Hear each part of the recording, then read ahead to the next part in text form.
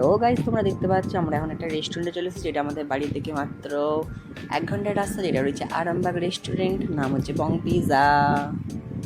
আমি, আমার কাকিমা, কাকা, ভাই, বোন, দাদা, আমরা সবাই মিলে চলে গেছিলাম। এখন আমরা যাচ্ছি, ভেতরটা তো খুব সুন্দর, আর তোমরাও দেখতে থাকো আজকের ভিডিওটা।